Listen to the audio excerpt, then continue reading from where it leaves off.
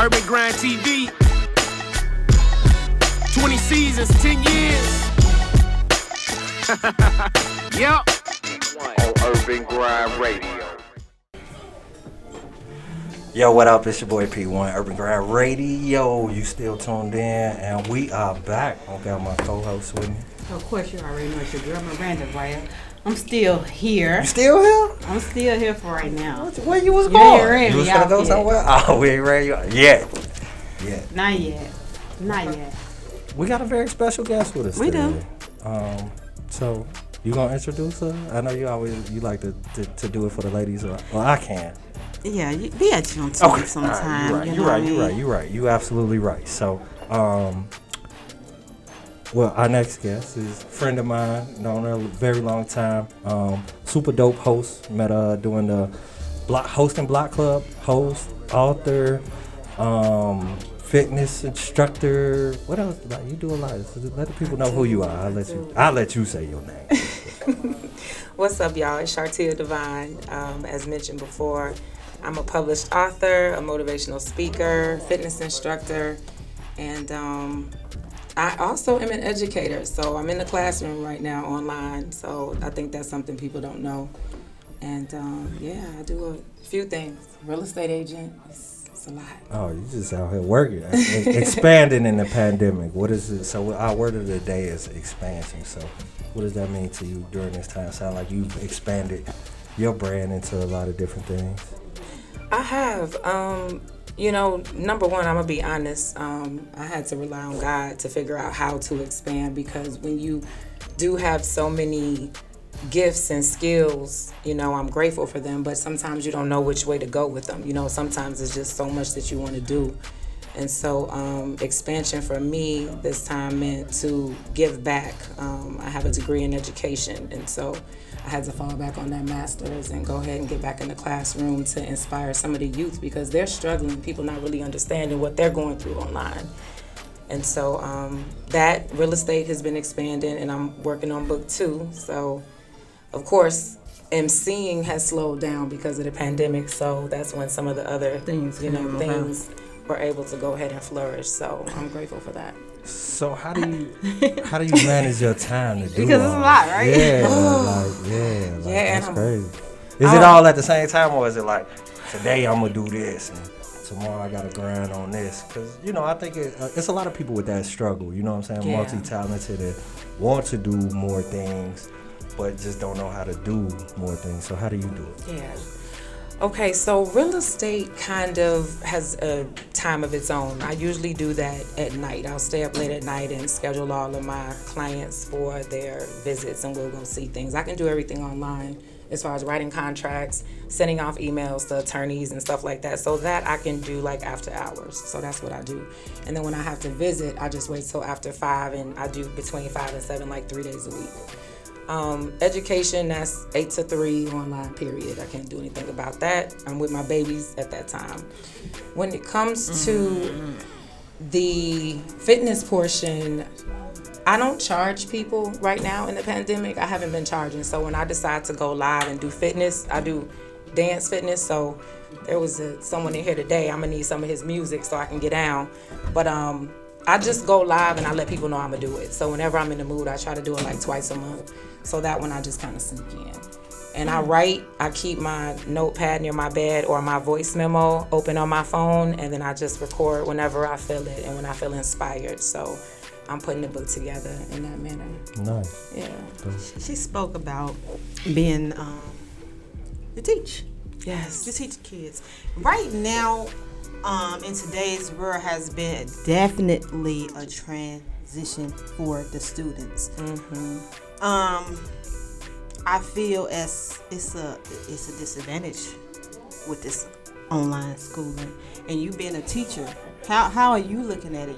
I'm the parent that's looking at both my kids. Oh, nobody like the parents. Both my kids dealing with this. I'm hands-on. I have a little one and I have an older one. And to be honest with you, she was a straight A student. Her grades dropped a little bit with this online. Okay, so you being a teacher, how do you take this in, or what do you see? It's actually tough for the students. I'm a mommy too, so I have a son who it takes a lot, because what what some people don't understand is that the students are missing that social emotional piece. So they're missing the interaction between their peers and the love that they, like to get. And, some of them, their only way that they had to do anything or to meet anybody or to see anybody is the interaction that they have with their peers. So you have a lot of them that when they're usually online and when they're on their phones and when they're doing things electronically, they're having fun. Right. You see what I mean? So they're playing games, they're talking to their friends, they're doing the different things on the social media platforms. And now we're saying, no, work for 8 hours. You see what I mean? And so it's like a code switch. It's like a culture shock to them. So now they are trying to balance how to do both. So that's why you have the drag in them and why it's so tiring and draining to them, which I understand. I think some of the students are honestly online for way too long. Yeah. I have a lot of different views on that. That's a whole different show, that education piece. But I definitely feel you. It's tough for children. And we as parents, have to figure out how to support our children and then also give them that support on the educational side, but make sure to attend to that social emotional piece, because the piece of, how to handle how you feel, what are you going through, what are you experiencing, and how to express that, because they're having trouble trying to address that in these current times. So it's tough. You know what? Because online social media, we have seen the videos of the parents in the background doing crazy things on accident, right? Crazy things because I'm not gonna tell, because when my daughter come to me, I had that camera because I be looking like anything, you know what I'm saying? Like you'll never know. And I don't be naked. But what have you seen? Have you ever encountered I've seen your anything? Facebook page without your webcam. What you mean? I don't be naked. She don't be naked. I'm really grateful. Bucket. Should be bucket. You haven't had those crazy. I haven't had anything crazy yet. I'm very grateful because I am nervous about that time if that was to happen. I have had students accidentally have their screen on and they're like fully like in the bed asleep, but they got their camera on like they're in class, and then they laptop moves. So now I'm like, Jeremiah, I can see you fully laying down with the comforter over your head. I need you to either sit up and get it together or cut your camera off. But I haven't seen anything crazy yet. I've heard a lot of things in the background. Like family members over cussing and not paying attention that they're actually in class.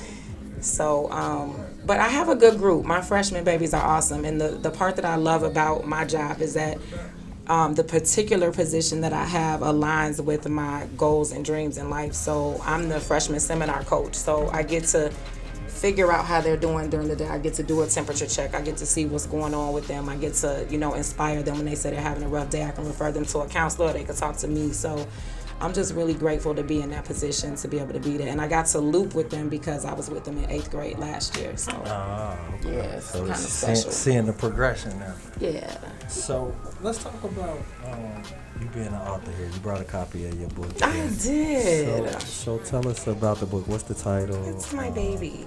And what is it about? It's called Daddy's Girl, a True Love Jones story, because my last name is Jones, and I'm super big on love. Like, I believe that love is the only thing that's going to get us through anything that we're going through in life, because to me, it's the opposite of the kryptonite that we're experiencing, all the negativity and all the hate. The only thing that can combat any of that is love.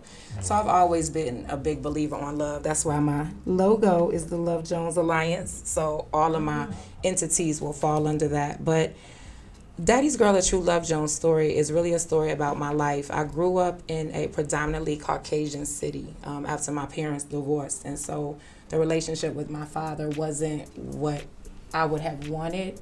He was present, but not the way I would have wanted him, or the way that I think I needed him to be. So growing up, our relationship has been estranged, but it is absolutely amazing now. And when I started writing, I was in a place of pain. I was in a place of hurt, experiencing a lot of, personal insecurities and doing a lot of people pleasing, just trying to figure out who I am. Didn't really know, didn't love the skin I was in, didn't like the darkness of my skin, because I was raised in a predominantly Caucasian city, so I didn't really appreciate this melanin the way that I appreciate it now. Okay, we gonna let y'all know about all that. But You know, it's just really a love story about falling in love with yourself, you know, and the different things that you can accomplish in life via business and relationships, and, you know, how much further you can get when you really are in tune with yourself and are honest with yourself and understand that you are special. You know, there's nobody out here like you. So just go ahead and embrace that and love on yourself and start loving on other people, because until you truly love yourself, you absolutely cannot love anybody else, because you can't express what you want, you can express what you need, you can't express who you are because you aren't being who you are. So when I learned that, and it's an everyday task though. It's a reminder. It's a, you know, I have to continue to work on it every day. But I have a butterfly on my cover because I just feel like those are the stages that you go through at different times, you know, in different levels of your life. You go through the cocoon phase, then you go through, you know, being ugly. It's a lot going on, things you can't talk about with other people. And then when you start breaking out of that shell, it's hard, you know what I'm saying? But you still pushing, it's rough, you know. And then when you come out, you're unique. There's not one butterfly in the world that is like another butterfly. I love the concept. I love it. Yeah, I was just looking at the butterfly. Then I'm looking at your mask with the butterfly. Then listen to how you speaking. And the word of the day is especially. It definitely fits you and your everything you got going on. Thank you. You know, I'm congratulate you because when I first met you, you did speak that you was working on a book. The fact that you can even put your life story into words and for other people to hear that, you know, it takes a lot. So you do love yourself for that. So that's actually inspiring, you know. Thank you. Just to even know, and then especially with you dealing with the kids and things of that nature, man. That's really dope. Thank you. Just to even have enough balls to put your life in. Do you have a lot of hard copies? Do I have a lot of hard copies? I have about 4 or 5 at home. I can place them in bulk orders, and then I can get them and I keep them. It is on Amazon, but I do keep a few copies, you know, on deck in case I have to do some Got things. it on me. Yeah. That's what's up. And a couple of my students have read my book. So that's pretty cool. I actually have a lunch interview with one to discuss my book tomorrow, an online lunch interview, because she talked about it in class and was saying how much she loved it. And so I'm excited about that. Yeah. Ain't that what the... That's what's up. So you can, slang your books to the kids? I actually gave it to them. Required reading. Required reading. And I do teach for all ELA. Freshman classes. That's funny because I do teach ELA in the midst of the SEL learning. I also, you know, make sure they're doing What's okay. ELA? English and language arts. Oh, okay. So yeah, I focus on that a little bit. Yeah, But I gave it to her as a graduation gift. I didn't make her buy it. Okay. Let's talk about your hosting real fast. Like, do you see yourself venturing out, having your own TV or a radio show, you know? Actually, if I could do what I wanted to do every single day, it would be to be on TV, to have a show. Really? Yes, because it actually combines all of my passions. I get to be on the mic, like when I'm emceeing. I get to inspire other people and say what I like and love on people and love on the world and put all that good energy out there. And then I get to also incorporate music because I'm a dancer, so I love music, so I get to listen to music and be who I am. And, you know, I get to just try to exude as much positive energy out there and do voiceovers and stuff like that because I love all that too. So it actually would incorporate everything that I love. Everything. That is. Yeah. So very multifaceted there. So one thing that you mentioned all the things that you are, and one thing I think you left off the list, you're an artist as well. You put out a couple records. Are you really gonna do this? I did not know that. Put out a couple, okay. Are you put really out a couple records, you really right? You really gonna do that, right? You gonna talk about that? Right. Okay. Did my homework. Okay, so what's interesting, Miranda, is that so the first meet and greet I went to was the 4th one. Okay. I actually went there promoting my dance. Okay. I have a slide out. It's called a Delicious Slide. Delicious. I put it out because I love to dance, so I had to leave something to the dance world. I got together with like 10 of my dope girls, and we put a video together. I have actually Sandy Red is in my video. That's one of my best friends. I have Bernie Mac's daughter. That's my girl. She's in the video as well. The Grapefruit Lady is in my video. If y'all heard of her, yeah, she's in my video. Wait, the yeah. Oh. She left me with merch and everything. I got merch and I got resources and. I missed that video shoot. I have the DVD. So it actually was amazing. I put it out there though because I was experiencing a lot of, us as Black women don't always come together and support each other and love on each other and give good energy out. It was a time when it was a lot of hate and a lot of just who she thinks she is, a lot of that. And so I put it together and I was like, ladies, let's all come together, get on the dance floor and get sexy together. And I love slides, but I don't like all the kicking and stuff. I just like the sexy parts. Okay. So I put all the sexy parts in it, like the rolls and the pops and the whips and yeah. So thanks for sharing that. But I was promoting at the fourth one. The fifth one I actually ended up emceeing with P. And then I did like the sixth one and the ninth one or something like that. But that's how it started. So he's actually seen me like perform and do the slide and yeah, it's called Delicious. It's actually dope. I haven't performed in a while. Did you do a video to it? I did. You did. That's the video with the grapefruit lady. That's what. Yes, I did. Yeah, it's a video. I didn't forget. It's a video.